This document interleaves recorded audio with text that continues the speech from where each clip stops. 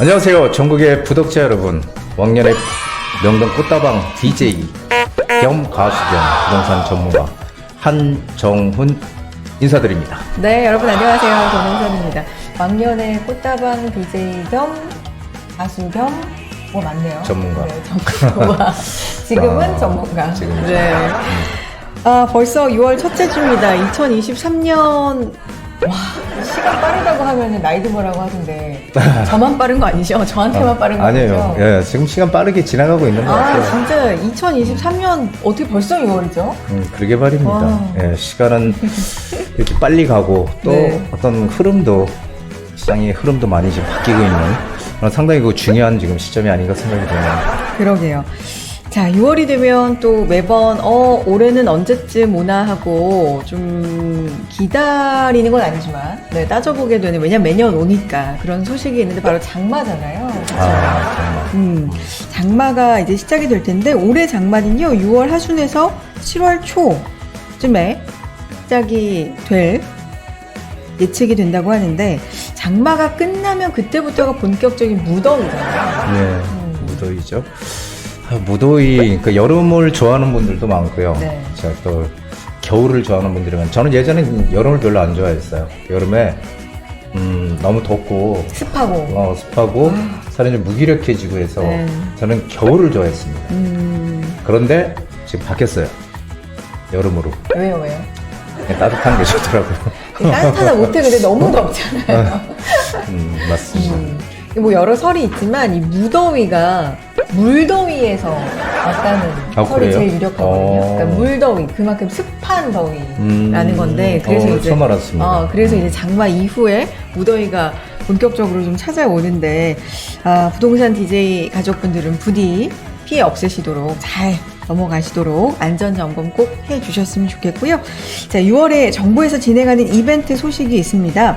문화체육관광부 한국관광공사가 6월에 2023년 여행 가는 달 행사를 진행한다고 하는데, 6월에 여행 계획 있으신 분들은 이 행사 이용하시면 숙박비 할인 받으실 수 있다고 하니까, 또 쿠폰이 소진되면 끝난다고 하니까 좀 빠르게 준비해 보셔도 좋을 것 같습니다. 우리나라 얘기죠? 네, 우리나라. 그렇죠. 문화체육관광부 정부에서 진행하는 거니까요. 자, 오늘 부동산 DJ 본격적으로 이제 시작을 해볼 텐데요. 명언으로 또 출발해 보겠습니다. 어떤 얘기 오늘 해주실까요?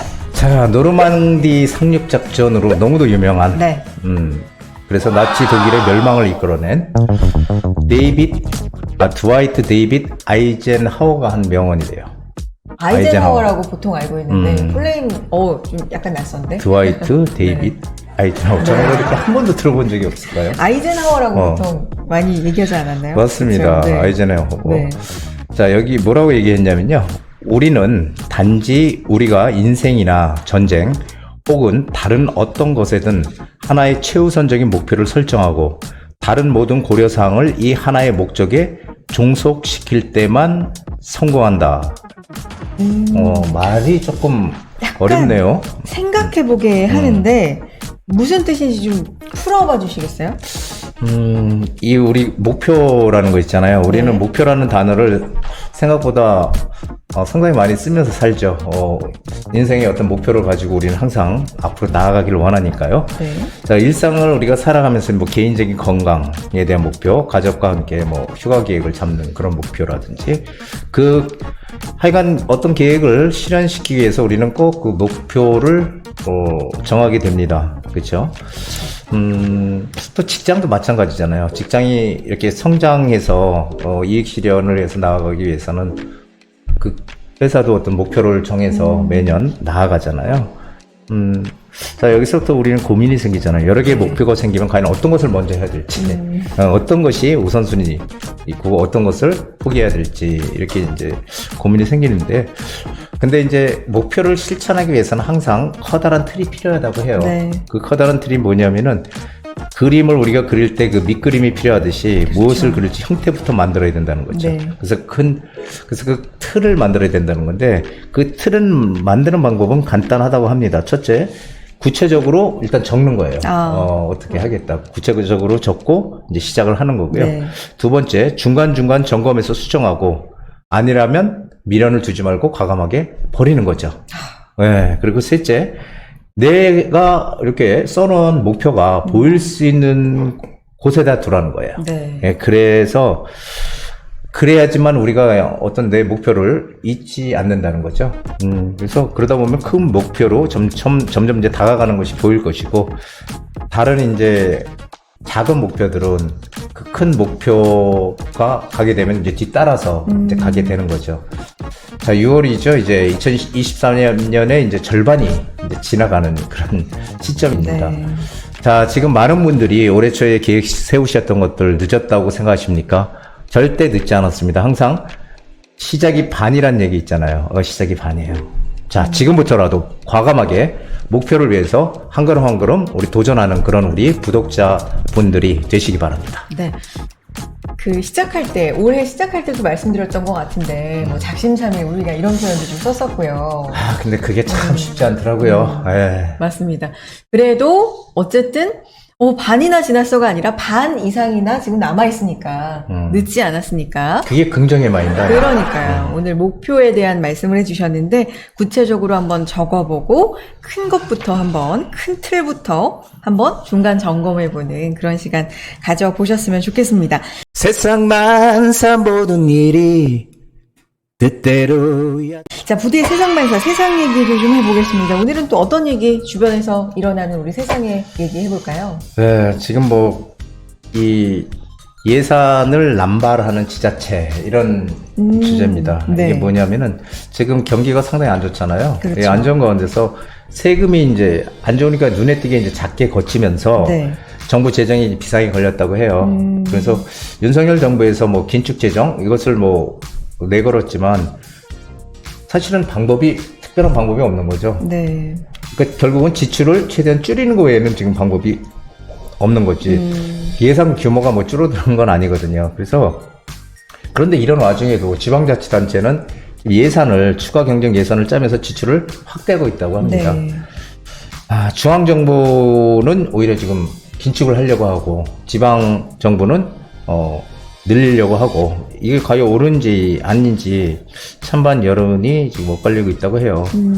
인구 감소 시대에서 지금 지방의 인구는 뭐 갈수록 줄어들고 있고, 그런데도 이제 지출은 또 그대로잖아요. 오히려 줄어야 되는데, 그러나도 의미 있는 사업을 하는 지자체는 또 줄고 있다고 합니다. 지방 재정이 부실해지면 중앙정부가 이제 책임져야 하는 부분도 늘어나게 되는 거고요. 그래서 중앙정부가 감시를 강화하고 제도 보완에 뭐 적극적으로 나서야 된다 이런 얘기도 있는데 이것도 쉬운 일은 아니죠. 하지만 중앙정부가 지자체 재정을 나무랄 처지도 아니다라는 게 또 현실이죠. 왜냐하면 과도한 지출로 국가 재정을 지금 위험지경으로 몰아간 것도 역시 중앙정부라고 보여지거든요. 특히 지난 정부의 지출이 엄청나게 늘어서 채무가 이제 1,000조를 넘었었다고 해요. 그러다 보니까 후임 현 정부에서 이 긴축 재정을 한다고 하지만 늘어난 그 지출 구조를 갑자기 뭐 바꿀 수 있는 뭐 그런 방법은 없는 것이죠. 네. 그러다 보니까 이 한전 같은 경우도 좀 적자는 이미 우리가 예견돼 있었다라고 얘기들 하잖아요. 네. 올해 뭐 가스비 전기료 인상됐다고 해서 지금 뭐 상당히 좀 부담이 많이 된다고 얘기를 하지만 그럼요. 그렇다고 해서 한전의 적자가 없어지는 건 아니거든요. 적자 폭이 조금 줄어들었다 이것뿐이지. 그래서 사실은 이게 전기료하고 가스료 인상되기 국민들의 불만만 더 커질 뿐이라고 생각이 돼요. 그래서 지자체도 좀 선신성 어떤 정책 이것도 줄여야 되고 중앙정부도 역시 마찬가지로 어떤 포퓰리즘 정책들도 좀 없어서 좀 이렇게 우리 어떤 정부 예산으로 사업을 추진하는 것들도 조금 옥석을 좀 가려서 해야 되지 않을까라는 생각이 됩니다. 자, 그런데 이제 내년이 또 총선이 있잖아요, 4월에. 네. 그러다 보니까 이게 과연 항상 이 선거가 있으면은 어떤 좀 퍼주기식 이런 이제 정책들이 많이 나오니까 네. 좀 우려가 돼요. 그래서 과연 어떻게 지금 세금 부정 문제를 해결할 수 있을지 우리가 함께 고민해 봐야 되는 시기가 아닌가라는 생각이 돼서 이 얘기를 한번 꺼내봤습니다. 오늘은 세금에 대한 얘기를 해주셨는데 뭐 여러 가지 생각이 드는데 뭐 어쨌든 세금은 국민의 피 같은 그렇죠. 그 그렇죠. 돈을 정말 네. 유용하게 잘 써야 그러니까요. 되잖아요. 네. 그래서 그런 부분을 늘 좀 생각해 주셨으면 좋겠다라는 생각이 들고요. 자, 반가운 세미나 소식도 좀 알려드리겠습니다. 날짜는 6월 7일 수요일입니다. 시간은 오후 1시부터고요. 장소는 지하철 강남구청역 인근에 있는 미래가치투자연구소인데요. 안내를 좀 해주세요. 부동산 대전망 연합 세미나네요. 네. 네.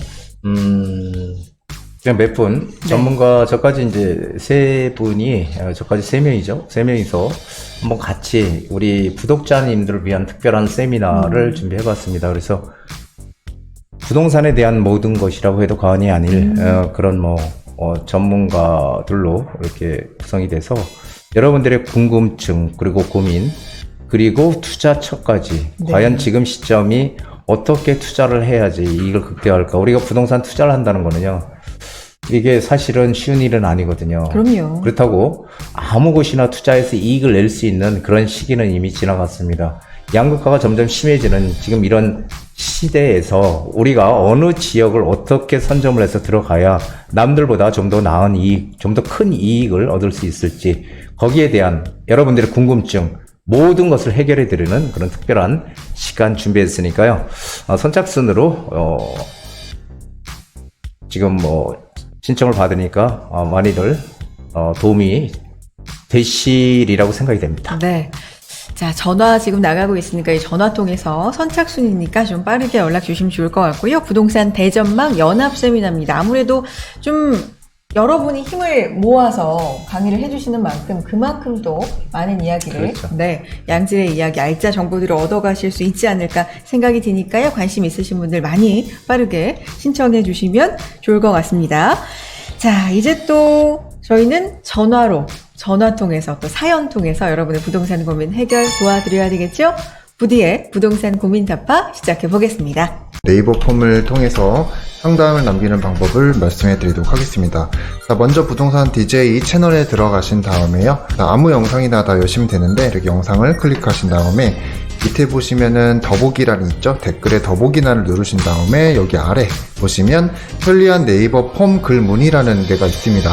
이거를 누르셔서 들어가시면 이렇게 상담을 하실 수 있는 폼이 있으시니까 여기에 전화번호를 적으시고 그리고 간단한 내용, 상담 내용을 적으시면 편하게 상담을 하실 수가 있습니다. 네, 부디의 부동산 고민 답파 시작해 보겠습니다. 궁금한 점 있으시면 전화 통해서 말씀해 주시면요. 이 시간 자세하게 상담 도와드리고 있습니다.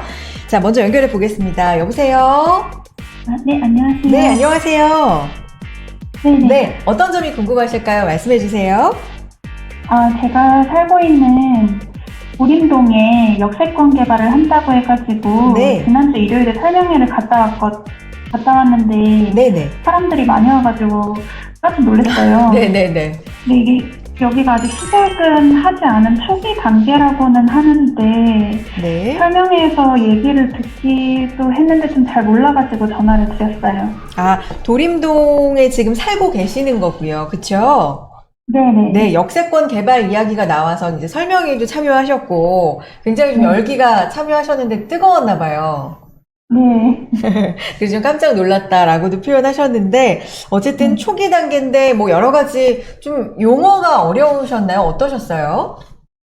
용어도 좀 어렵고 네. 앞으로 좀 진행 단계도 어떻게 될지도 궁금하고 네, 그 뭐 전망이 어떤지도 궁금하고 좀 그랬습니다. 네, 사업성이나 뭐 전망이나 두루두루 이런 것도 좀 궁금하신 거죠? 네. 네, 여기 보유하신 지는 얼마나 되셨어요?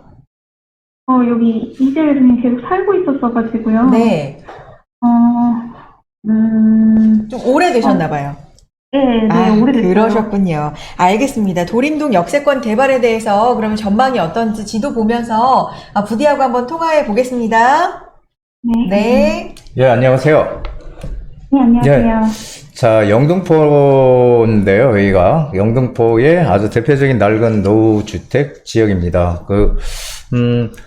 영등포는 서울시 도시기본계획 2020부터 시작해서 지금 2040, 2040년도까지죠. 서울시 도시기본계획의 이제 3도심 중에 하나예요. 3도심 중에.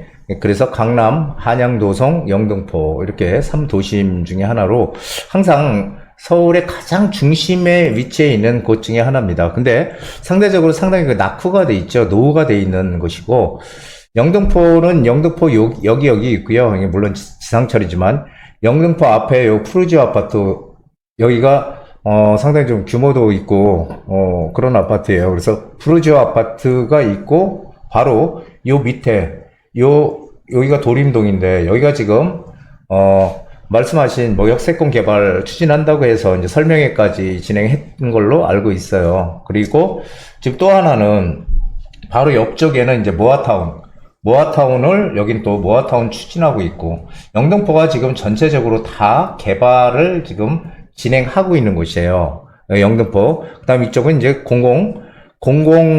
복합 개발, 공공재개발이죠. 공공재개발로 또 진행하고 있고, 이 앞쪽도 재개발로 진행하고 있고, 지금 전체적으로 다 영등포는 지금 하나하나 지금 바뀌어가는 그런 과정이라고 보여집니다.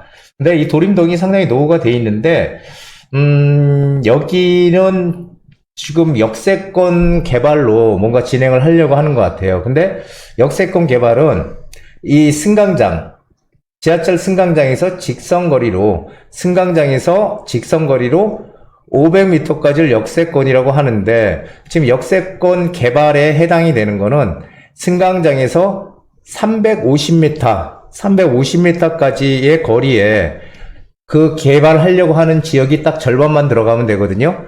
그래서 여기가 지금 여기 없는데 무슨 여기가 영등포역하고는 거리가 있잖아요. 그런데 바로 요 밑에 신안산선이 들어와요. 신안산선이 들어오게 되면 바로 역세권이 되거든요. 근데 앞으로 들어올 신안산선이 과연 역세권 개발할 수 있느냐? 할 수 있습니다. 역세권 개발이 역세권 개발이 신안산선이 완공이 되면 이제 역세권이 되는 곳, 이런 곳들 앞으로 들어와서 역세권이 될 곳, 이것도 역세권 개발을 진행할 수 있어요. 지금 당장 역은 없지만. 그래서 이 신안산선이 들어오면서 여기가 역세권이 되면서 역세권 개발을 추진하려고 하는 곳이에요. 그래서 여기는 뭐 건립세대 수도 한 2,500세대 정도로 좀 예상을 하고 있고, 역세권 개발의 장점은 일단 용적률을 최대 500%까지 받는다는 거잖아요.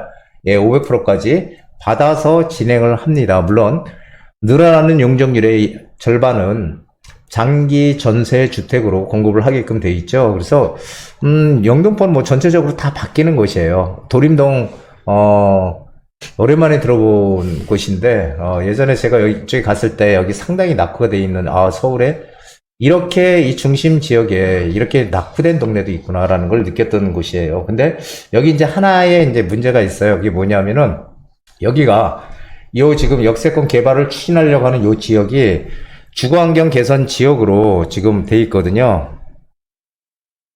네네. 네, 주거환경 관리구역으로 돼 있어요. 주거환경 관리구역, 여기가. 주거환경 관리구역으로 돼 있다는 얘기는, 여기는 이제, 주거환경 관리구역으로 돼 있으면은 여기다가 건축을 하지 못해요, 지금. 그래서 이 주거환경 관리구역을 해제를 시켜가지고, 지금 여기를 역세권 개발로 추진하려고 해요. 그래서 동의서를 지금 뭐 이렇게 걷고 있는 그런 과정이라서, 동의서를 걷어서 이쪽에 얘기로는 한 6월, 7월 정도면은 해제시켜서 여기를 갖다 역세권 개발을 추진하겠다, 지금 이런 상당히 의지를 강하게 가지고 진행을 하고 있는 것이죠. 밑에 뭐 신길 우성 1차도 지금 재건축 추진하는 단지고요. 전체적으로 다 바뀌는 것들이에요. 그래서 여기는 가지고 계시면은 상당히 바뀔 곳이기 때문에 주변이 또 다 이렇게 바뀌고 있고요. 앞으로 바뀔 곳이고, 그래서 여기는 뭐 주변의 어떤 개발 호재 이런 것들로 인해서 시너지 효과가 상당히 클 것 같아요. 그래서 주민들 동의율이 상당히 중요한 것 같고요. 좀 더 빨리 진행이 되려면은 주민들이 빨리빨리 동의를 해줘야 되겠죠. 그래서 미래 가치는 상당히 있다라고 보여져서 여기는 계속 가지고 있는 게 좋습니다. 그래서 어쨌든 개발이 되면 내 자산 가치가 훨씬 커지는 거잖아요. 그리고 건립세대 수가 2,500세대 이상 지금 예상을 하고 있기 때문에 그렇게 되면은 완전 대단지에 아파트가 들어설 수 있는 그런 곳이라서 전 충분히 투자 가치가 있다, 이렇게 생각이 돼서 꼭 보유하고 계시면 좋겠습니다. 네. 미래 가치가 있다. 근데 뭐 율이나 속도에 따라서 좀 달라질 수는 있다 이런 말씀이시네요. 그렇죠. 네네. 하지만 뭐 가치는 충분히 있다. 그리고 또 가지고 계시니까 여기는 끝까지 가지고 있어야 되지 않을까요? 네, 이제 긍정적으로 말씀해 주셨는데 어떻게 도움이 좀 되셨나요? 네, 도움이 많이 됐습니다. 네, 네. 고맙습니다. 고맙습니다. 네, 감사합니다. 감사합니다. 일단 이렇게 좀 좋은 전망을 들으시면은 가지고 계신 분 입장에서 기분은 상당히 좋을 것 같습니다. 그러니까 이게 네. 이제 저도 좀 다 좋게 얘기했으면 좋은데 또 그럴 수는 없잖아요. 그럴 그렇죠? 수는 또 없으니까 네. 제가 또 이렇게 얘기하는 거를 또 안 좋게 받아들이지 않았으면 좋겠습니다. 네. 어쨌든 지금은 굉장히 좋은 전망을 또 해주셨으니까요. 가지고 계시면 미래 가치가 좀 충분할 것 같다라는 긍정적인 의견이었습니다. 궁금하신 점은 또 연락 주시면 좋을 것 같고요. 다음 분 사연으로 만나보겠습니다. 안녕하세요. 용산구 이태원동에 있는 남산 대림아파트 31평을 20년 넘게 보유하고 있습니다. 사는 건 무난하게 잘 살아가고 있으나 궁금한 것이 있어서 문의를 드립니다. 내년이면 30년이 돼서 재건축도 가능한 시점이 되는데요. 분석 부탁드립니다. 남산 대림아파트고 지금 보유하신 지도 20년이 넘으셨고 이 아파트 자체도 이제 내년이면 재건축 가능 시점으로 들어가니까 좀 여러 가지로 전망이 궁금하신 것 같아요. 어떨까요? 야, 남산 대림 아파트가 네. 잠깐만요. 조금 크게 네. 한번 보자고요.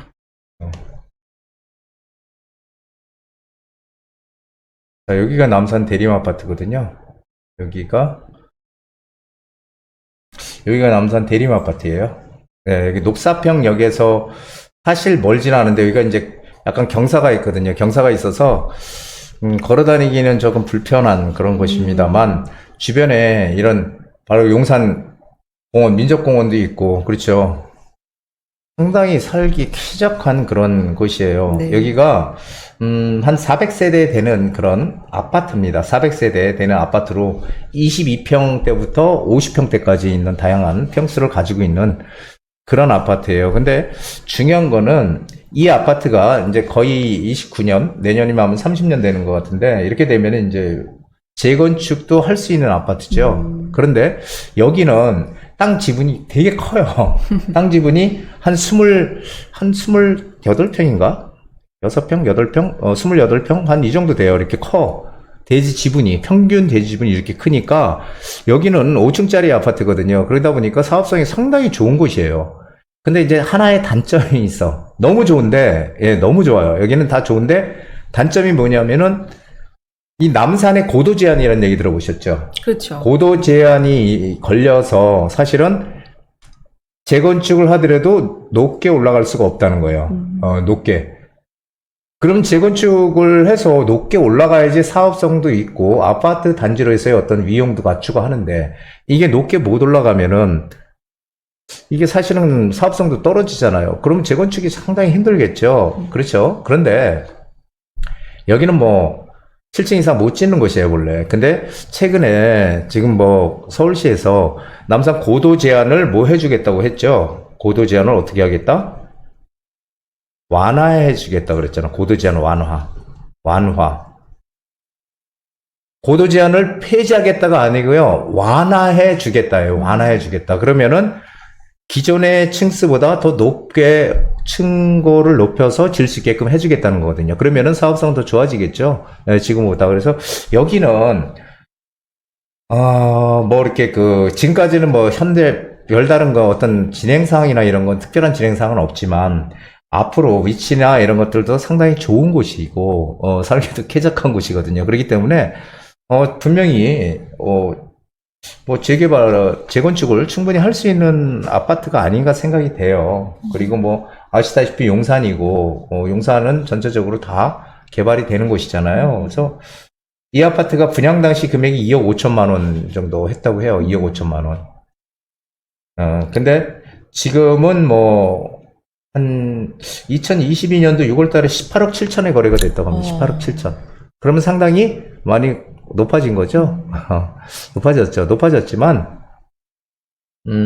이게 30평대 기준이에요. 30평대.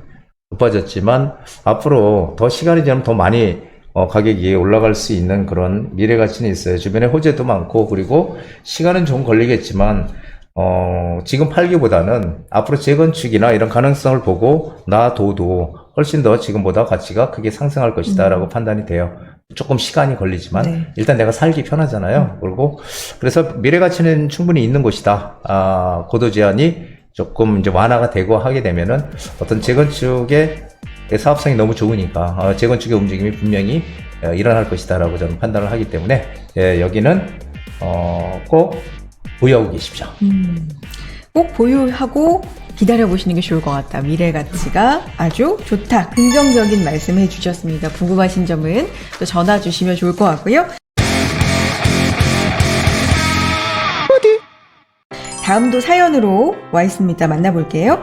안녕하세요. 인천 미추홀구 주안동에 있는 더 월드스테이트 1단지 아파트 27평을 가지고 있습니다. 요새 부동산 경기도 안 좋아서 이 집을 정리해야 하나 아니면 가지고 가야 하나 고민입니다. 보유한 지는 10년 정도 됐는데 앞으로 어떻게 해야 하는지 의견을 부탁드립니다. 참고로 2주택자입니다. 인천 미추홀구 주안동이고요. 이걸 지금 정리할까? 가지고 갈까? 이걸 고민하고 계시는데 보유한 지도 꽤 오래되셨어요. 10년 정도고 이거 말고도 하나 더 갖고 계신 거거든요. 2주택자라고 하셨으니까 고민 되실 것 같습니다. 어떻게 할까요? 예, 이 아파트는 간성역하고 초역세권에 있는 아파트예요. 네. 그리고 한 3,000세대가 넘는 대단지죠. 예, 대단지입니다. 그래서 뭐 상당히 이 역세권에 위치해 있는 아파트고 입지는 괜찮은 아파트예요. 그런데 이제 여기가 특별히 이 아파트 자체의 변화의 가능성은 없다는 거예요. 우리가 아파트를 살 때 항상 얘기하는 게 재건축이잖아요. 그래서 재건축은 뭐예요? 지금보다 오래된 아파트가 새 아파트로 바뀌는 거잖아요. 자, 그렇다면은 항상 우리가 생각해 봐야 될 게 입지 가치인데, 입지 가치가 부동산의 가치다 이런 얘기를 많이 하는데, 여기 이쪽 라인은 사실은 여기가 이렇게 뭐 일자리가 많은 동네가 아니잖아요. 그리고 이 아파트는 이미 2008년도인가 그때 준공이 된 아파트라서 이미 다 앞으로 그 재건축하고는 좀 거리가 좀 있는 아파트잖아요. 그렇죠? 재건축 뭐 그런 가능성이 있는 아파트도 아니고 그래서 실질적으로 변화의 가능성은 별로 없어요. 단지 이제 주변에 뭐 주안 19역이든 이런 어떤 소규모 정비 개발이든 개발 계획이든 주변이 전체적으로 바뀌는 그런 개발 계획들은 분명히 있지만 사실 크게 뭐 이렇게 호재는 없다라는 거고요. 인천시청역이 다들 아시다시피 GTX-B가 들어오거든요. GTX-B 노선이 인천시청역으로 들어옵니다. 이게 이제 마석에서 인천대 입구역까지 가는 건데 여기도 조금 거리가 있잖아요. 이쪽도 좀 거리가 있고 그래서 사실은 지하철 역세권이라는 그런 장점을 가지고 있지만 실제로 이 아파트가 가지고 있는 어떤 커다란 호재는 없다는 거예요. 그래서 이게 2005년 당시 이제 분양을 시작한 아파트인데 그래서 2008년도에 입주를 했는데 2005년 당시에 27평 기준으로 한 1억 9천만 원대에 분양이 됐어요. 2억 9천만 원. 그러다가 2008년 입주 후에 2억 원이 계속 유지가 됐고, 그리고 뭐 약간의 이제 상승 보합 이런 것들이 좀 반복이 되다가 최고가를 기록한 게 2021년도예요. 2021년도 5억 6천까지 찍었습니다. 5억 6천까지 찍었다가 2023년 5월이죠 이제 3억 천에 실거래 됐습니다. 그래서 사실 이 아파트가 지금 뭐 가격이 이렇게 엄청나게 많이 오를 수 있는 그런 가치가 있는 아파트는 아닌 것 같아요. 그리고 또 하나는 뭐냐면은 항상 우리가 부동산을 볼 때 이 수요와 공급이라는 것을 봐야 되는데 항상 공급보다 수요가 많은 곳으로 가야 되잖아요. 그래야지 가격이 오르잖아요. 공급보다 수요가 많은 곳. 그런데 여기는 수요보다 공급이 더 많아요. 2023년 24년, 25년까지 수요보다 공급이 많은 곳입니다. 그렇게 되면은 결국은 2025년도 이후에나 뭔가 조금 어떻게 공급이 좀 없어질까? 한 공급이 계속 이렇게 예정이 돼 있는 것이라서 그리고 또 특별한 호재 그리고 선호도가 그렇게 크지 않은 곳이에요. 그래서 뭐 이렇게 13년 동안 오름폭이 뭐 크지도 않았고 그래서 저는 매도는 해야 될 것으로 보여져요. 여기는 매도를 하시고 정말 내가 돈을 벌기를 원한다. 내가 정말 투자를 해서 이익을 좀 극대화시키기를 원한다 그러면은 무조건 여기를 매도하시고요. 서울로 오세요. 서울에는 지금 여러 가지 투자해서 이익을 낼 수 있는 그런 호재들이 펼쳐져 있잖아요. 재개발 시장에 무조건 들어오세요. 재개발 시장에 들어오게 되면은 서울의 재개발 시장, 여기가 충분히 여기 매도해서 아주 충분하진 않지만, 이것을 매도를 해가지고 충분히 투자할 수 있는 금액은 된다는 거죠.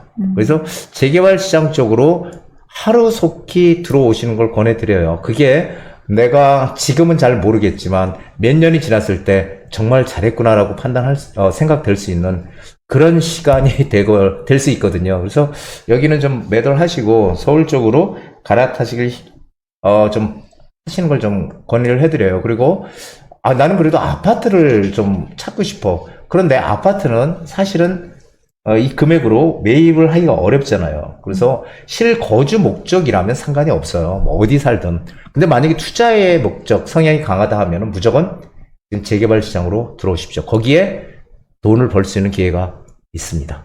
네.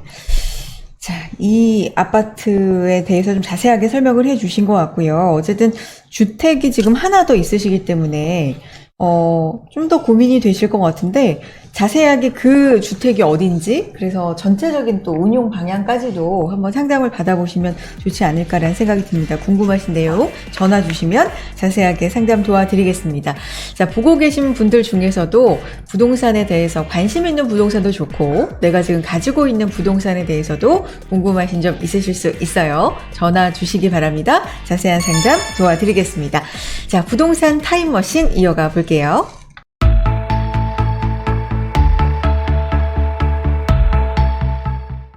네, 타임머신 타고 뭐 과거 이야기 혹은 유래, 역사 뭐 이런 얘기들 좀 해보도록 하겠습니다. 부동산 타임머신 오늘은 어떤 얘기 해볼까요? 알고 보면 재미있는 네. 우리나라 지역명의 유래. 살고 계신 그 지역에도 다 아마 이름의 유래를 찾아보시면 대부분이 다 있잖아요. 그러니까요. 그 이름이 뜻이 다 있고. 뭔가의 뜻이 있겠죠. 네, 그쵸. 제가 막 찐 건 아닐 거 아니에요. 그럼요. 막동이 이름 질 때 옛날에 끝순이 뭐 이렇게. 근데 약간 그 반려견 이름도 그렇고 애기 예전에 애기 이름도 그렇고 개똥이. 좀 이렇게 막 짓고 그러면은 오래 산다고. 건강하게 오래 산다고 이런 얘기도 맞아요. 있었다고 하더라고요. 네, 어쨌든 다 좋은 마음으로 짓는 건데 지역명도 그런 것 같습니다. 이곳에 있는 사람들이 뭐 다 잘 되기를 바라는 마음도 있을 수 있고 혹은 어떤 전설에 유래한 그런 이름도 있을 수 있는데요. 한번 몇 가지 살펴보겠습니다. 일단 압구정, 뭐 너무나 유명한 압구정. 명에 네. 호를 따서 지었다고 했죠. 압구정. 네. 그래서 수양대군이 계유정난으로 왕위를 찬탈했을 때 네. 가장 큰 공신이 가장 큰 공신이죠. 한명회. 네. 예, 저랑 같은 우리 한씨. 홍주한 어. 본이 하나죠. 그래서 한씨는 양반이래요. 네. 양반. 네. 자, 그래서 이 한명회의 호를 따서 네, 압구정이라는 정자가 있어서 이것의 유래가 돼서 압구정동이 됐다는 얘기죠. 예, 맞습니다. 그렇죠? 근데 이 압구란 뜻이요. 갈매기 보기 좋은 한적한 한강 남쪽의 풍치. 이게 바로 압구정. 네. 라고 합니다. 압구. 지금 그림을 하나 보고 계시는데 겸재 정선의 압구정도입니다. 압구정도라는 게 있었나요? 멋집니다. 자, 다음은 용산인데요. 용산은 어떤 유래가 있습니까, 이름에? 자, 용산은 인왕산에서 시작된 꾸불꾸불한 능선으로 한강 가까이에서 봉우리를 형성한 용의 모습을 닮은 산이라 그래서 용산이라. 그러니까 한마디로 용의 모습이 용의 모습과 비슷해서 용산이라 그랬다. 이게 실제 산이 있는 거긴 한데 이 산이 해발 90m로 그렇게 높지 않은 산이네요. 네, 산이라고 90m. 합니다. 다음은 충남 당진 가볼게요. 뜻은요? 중국 당나라가 진을 쳤던 곳. 그래서 당진. 네, 이거 아주 단순하네요. 굉장히 아주 좀 심플하네. 네, 심플하게. 어. 그래서 중국 당나라와 무역을 했던 항구에서 유래했다고 하고요. 인덕원입니다. 인덕원. 네, 이거 지난번에 한번 했는데 조선시대 네. 때 황관들이 이제 그 벼슬살이를 끝내고 낙향해서 거처하면서 덕을 많이 베풀었대요. 그래서 그분들이 모여 살던 데가 인덕원이라는데. 정말 말 그대로 덕을 덕. 베푼 인덕원이군요. 네. 세검정 볼게요. 세검정 있잖아요. 세검정. 네. 인조 반정 때 이귀, 김유 등의 반정 인사들이 이곳에 모여 광해군의 폐위를 논했대. 칼을 갈아 씻었던 자리라고 해서 이름을 지었다고 해요. 칼을 갈아 씻었던 자리. 그래, 세검정. 그렇군요. 칼을 갈았다. 이건 굉장히 역사와 관련된 그러네요. 이름인데 그런 것들이 또 많습니다. 아까 뭐 압구정도 그렇고요. 네. 당진도 그랬고요. 인덕원도 그러네요. 당진, 당나라가 진을 쳤던 그러니까요. 음. 자, 또 이번에는 동물과 관련된 지명들 좀 보겠습니다. 경산시에 구룡마을이라고 있는데요.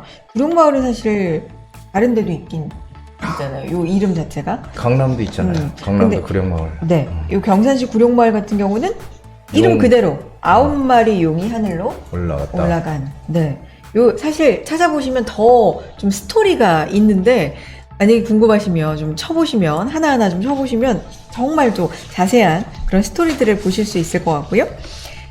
아산시 배방읍에 회룡리라는 데가 있는데요. 이 회가 한자로 아마 뭐 돌아갈 돌회 이런 것 같아요. 그래서 마을 황룡이. 수호신 황룡이 다시 돌아왔다 뭐 이런 뜻이라고 합니다. 회룡리. 네. 어쨌든 룡자가 들어가고 용자가 들어가면 거의 용과 그랬나요? 관련이 있네요. 네. 자, 그리고 지리산 뱀사골 들어보셨죠? 이무기가 용이 되지 못하고 어. 죽은 골짜기. 이무기가 용이 되고 못하고 죽었대요. 안타깝다. 그러니까요. 이것도 제가 자세한 스토리를 듣긴 들었는데 좀 길어요. 네. 길어요. 이것도 포털에 한번 찾아보시면. 근데 어쨌든 전반적으로는 이무기가 용이 되지 못하고 죽은 골짜기다. 지리산 뱀사골입니다. 지리산 지명 잘 모르는데 이 뱀사골은 참 많이 뱀사골, 들어본 것 같아요. 그렇죠. 그렇죠? 네. 네. 자, 그리고 경북 칠곡에 외관읍에 여우골이 있는데요. 이것도 굉장히 재미있는, 재미있다? 흥미롭다? 이런 설이 있던데, 색시로 둔갑한 여우가 죽어나갔다. 뭐 이런 스토리가 이것도 좀 길더라고요. 뭔가 이거 예전에 옛날에 이러면서 해준 그런 이야기, 들었던 이야기 같습니다. 전북 진안군 성수면 외곡리 고미동이라는 데가 있는데요. 여기도 여우와 관련이 있어요. 꼬리 긴 여우가 고갯짓을 해서 가르쳐줬다. 이런 뜻이 있고요. 이제 호랑이와 관련된 걸 몇 개 좀 볼게요. 대전 중구 호동, 범골. 이것도 호랑이랑 관련이 있고요. 그러니까 사냥꾼이 호랑이와 함께 지낸 마을이란 뜻이래요. 그 다음에 충북 청주시에 호무골이 있는데 이거는 무니까 굉장히 이것도 한자 그대로 해석할 수 있을 것 같아요. 호랑이가 물 마시고 춤을 추던 곳이래요. 그러니까 호랑이가 무, 그죠? 근데 무가 네. 미음이 있지, 미역. 미역. 그다음에 미숫가루. 네? 미숫가루? 그 미라는 게 물하고 관계가 있대요. 오. 그래가지고 일본에 그 물을 갖다가 오미즈라 그러거든요. 오미즈. 그래서 그것도 미즈. 미가 그러니까 우리나라에 일본 건너갔다. 미즈, 미역, 미나리 다 물하고 관련. 일단 언어라는 게 사실 그 역사랑도 관련이 있으니까 뭔가 변화하고 영향을 받고 주고받고 이런 것들이 알고 보면 그랬나 봅니다. 자, 새 한번 볼까요? 경북 의성군 새촌리 세목골이라는 데가 있는데 새가 많이 모이는 마을이다. 이런 얘기고요. 경남 하동에 공개마을이라는 게 있는데 이건 당연히 좀 예측하시겠죠. 개가 들어가니까. 닭으로 진해를 없앤 1000마리 닭으로 진해를 없앴대요. 요것도 재밌는 이야기가 있더라고요. 이거 한번 찾아보세요. 1000마리의 닭이 진해가 사람을 공격하는데 그 진해를 이 1000마리 닭이 진해를 또 무찔렀다. 뭐 이런 1000마리나. 스토리가 있더라고요. 닭도 1000마리가 모이면 그만큼. 무섭죠. 아 근데 닭이 쫄 때 무섭던데요? 닭 싸움 같은 것도 실제로 순한 닭들은 모르겠는데 왜 진짜 싸움 닭 있잖아요. 이런 무섭죠. 애들은 무섭더라고요. 어. 네. 자, 그리고 전남 목포 사막도는 짐작하시는 대로 핫. 아, 이거 노래도 있어요. 그래요? 사막도 그래요? 그게 그 노래인가요? 이거 있어요. 오. 목포의 눈물. 아, 여기 목포. 목포시 사막도. 그런 거 맞나 보다. 맞나 보네요. 오, 한번 찾아보고 싶네. 네. 목포의 눈물. 세 마리 학이 하늘로 오르면서 생겼다. 뭐 이런 뜻이고요. 자, 그리고 청주 흥덕구 남촌리에 까치말이라는 데가 있는데 이건 뭐 말 그대로 은혜 갚은 까치 까치. 하면은 보통 우리가 옛날 얘기에 은혜 갚은 까치 이렇게 많이 나오잖아요. 예. 은혜 갚은 까치들이 살았다 이런 얘기고요. 다음은 은혜 갚은 오리가 살았던 또 오리네 또. 그러니까 청송군 주황산면 사부실 이런 데가 사부실. 있습니다. 네. 어, 이름 예쁘네요. 사부실. 사부실. 자, 그리고 효자, 효녀들과 관련된 지명도 있는데, 우리나라가 뭐 옛날부터 효를 굉장히 강조한 민족 아니겠습니까? 그렇죠. 그래서 효자, 효녀와 관련된 지명들, 거제시에 효촌이 있대요. 효촌. 한겨울 숭어를 구해온 효자. 근데 딱 들어도 겨울에 숭어를 구하긴 그 옛날에 더 얼마나 그럼요. 어려운데. 그렇죠. 옛날에는 어려웠어요. 효자들이 지금보다 훨씬 많았던 것 같아요. 그렇죠? 그런가요? 효자들이 많았던 것 같아요. 근데 요즘도 요즘의 방식으로 다 효합니다. 그런가요? 물론 이렇게 험악한 얘기가 뉴스에 가끔 나오지만 대체로는 효를 행하며 살지 않겠어요? 아닌가요? 그런가요? 그렇다고 하죠. 그러니까요. 네. 만약에 아니라면 조금 더. 근데 만약에 못 그러신다면 마음은 있어도 살기가 너무 팍팍해서. 바보 수 있는 것 살기가 같아요. 그쵸? 팍팍하니까. 맞아요. 네. 다음은 효자. 음성 이양골이라는 데가 있는데요. 이양골.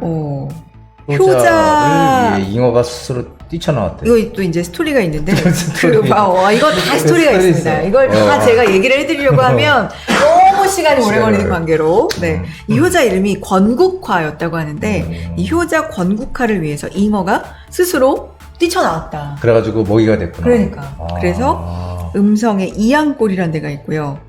자, 그리고 나주에는 영산강, 전남 나주시 영산강 잉어를 구워준 효부 며느리 이름을 딴 곳이 있고요.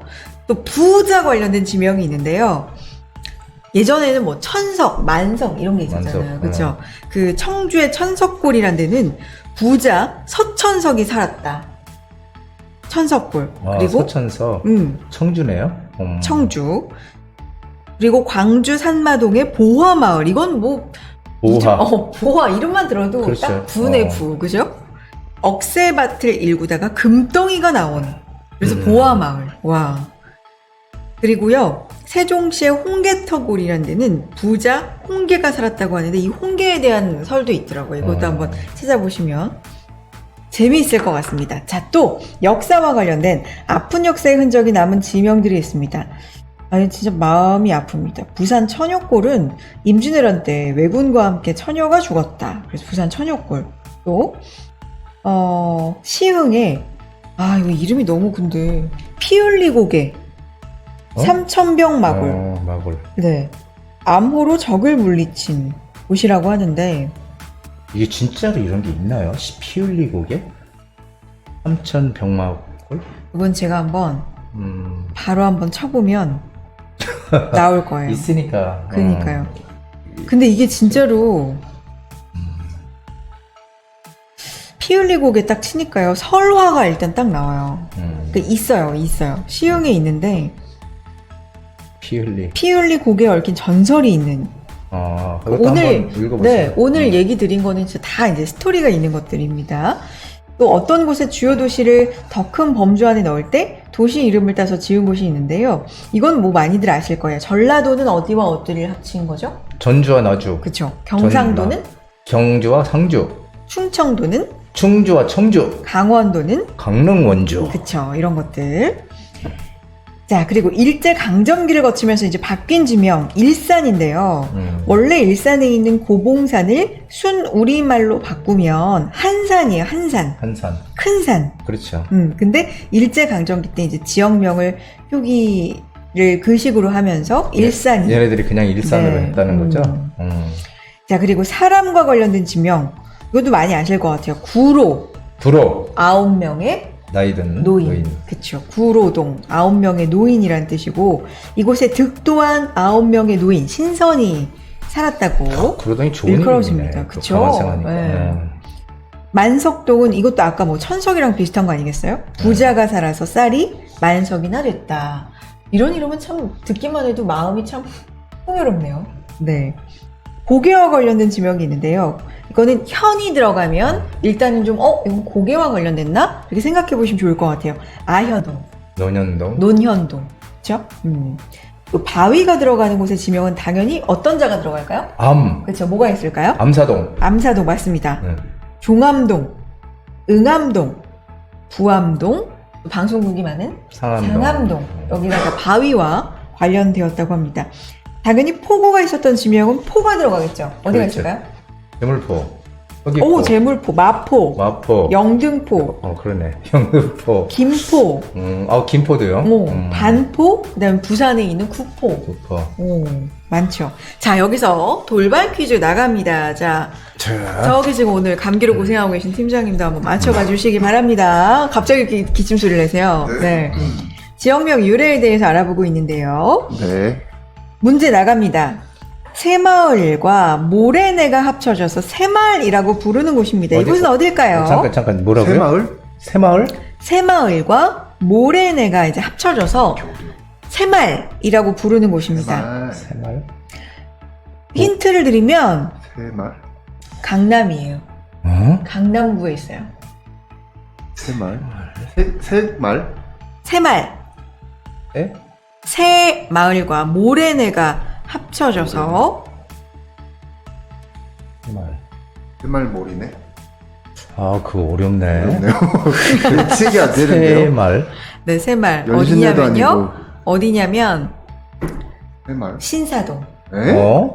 신사동. 네. 전혀 뭐 그게 없는데 이거 연관되는 게 없는데. 그러니까 그러니까요. 새마을. 신사 모래인가 보다. 신사동은 신사가 많아서 신사동 아닙니까? 저도 그렇게 알고 있었는데 네. 아니라고 합니다. 네, 신사도 물론 지금 많지만 유래는 그게 아니라고 하고요. 젠틀맨 동네 그러니까 알았더니. 다음 얘기 넘어갈게요. 그거 넘어가는구나. 바로 넘어갑니다. 네. 마을 앞에 갯벌이 있어서 개패라고 불리는 곳이었는데 일본인들이 발음을 하다가 개포동. 오! 정답. 오! 이거 진짜 맞추셨다. 오! 개패. 근데 일본인들이 이거를 이제 발음을 하다가 개포동. 그러면 갑자기 생각난 건데 네.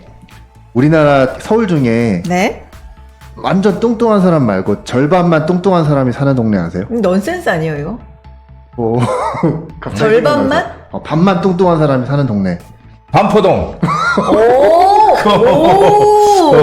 센스가. 갑자기 생각났어. 포동. 맞아요, 반포동. 갑자기 생각났어. 이거 바로 그렇군요. 오. 좋아요. 다음 문제. 옛날 어느 왕의 일행이 이곳 길가에서 하룻밤을 묵게 되었는데요. 그날 밤 동행하던 왕비가 옥동자를 낳았다고 해서 뚱자? 명려궁터라고 불리는 이곳은 어디일까요? 그러니까 굉장히 좀 기운도 좋고 훌륭한 아들을 낳았다 뭐 이런 거죠. 왕십리. 그러니까 아들이니까 자가 들어가지 않을까요? 힌트 아주 많이 들었습니다. 정자. 정자는 성남인데. 어려운데. 그러니까 왕이 옥동자를 낳았잖아요. 왕자 들어가는 동네가. 왕자가 아니라 그런 비슷하게 다른 걸로 바꾸셔야죠. 자, 뭐라고요? 군자. 정답! 분자동입니다. 정답! 오. 진짜 말 되네. 그거밖에 생각나는 게 없어. 분자동. 좋은 동네였네. 그러니까요. 광진구 문자동. 네. 오, 잘 맞히시는데요, 두 아, 분. 진짜 찍었는데 맞아. 내가 이따 로또 사야겠다. 감기나 빨리 나으십시오. 나도. 지금 너무 괴로워하시는데, 또 갑자기 기침을 하시네? 자, 아, 다음입니다. 나도. 마지막 문제입니다. 이곳에 있던 산의 이름으로 조선시대 때 이곳에서 말과 양을 길렀다고 해서 붙여진 말뚝거리. 이름입니다. 아니에요. 양말산이라고 하는데, 이곳은 어디일까요? 천마산. 아닙니다. 그럴듯했어요. 그러니까 이곳에 있던 산의 이름이에요. 산에 이름. 그래서 그게 양말산이고 어. 조선시대 때 이 지역에서 말과 양을 길렀다고 해서 양말산이라고 불렸는데 네. 근데 지금의 이 이름으로는 양말산이랑은 약간 매치가 좀 안 돼요. 좀 어려울 것 같아, 이거는. 힌트를 드리자면 제가 아까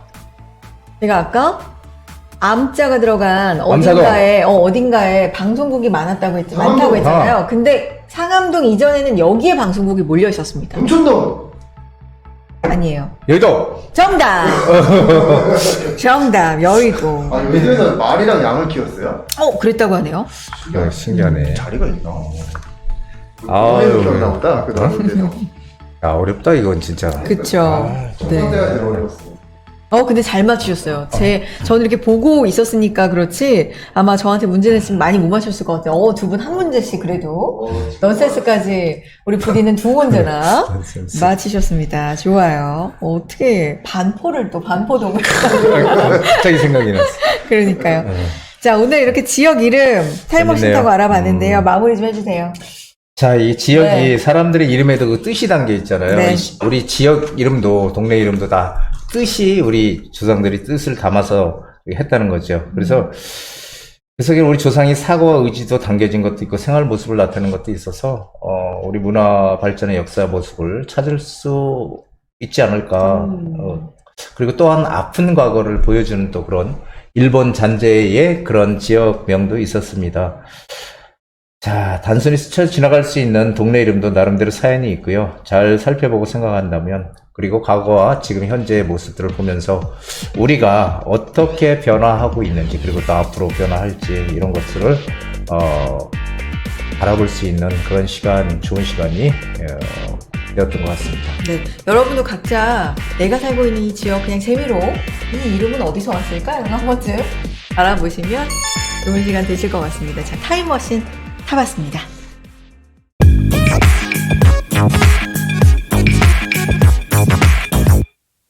자, 이제 거의 이제 마칠 시간이 됐네요. 또 금세 시간이 이렇게 빨리 갑니다. 자, 한여름, 요즘 뭐 감기, 독감 환자 너무 많다고 하잖아요. 건강들 항상 조심하시고요. 또 다음 주에 또 활기찬 모습으로 뵙도록 하겠습니다. 네, 건강한 한 주 보내시고요. 다음 이 시간에도 부자들의 알짜 정보 가지고 이야기 나눠보겠습니다. 여러분 모두 행복한 부자 부자 되세요. 되세요.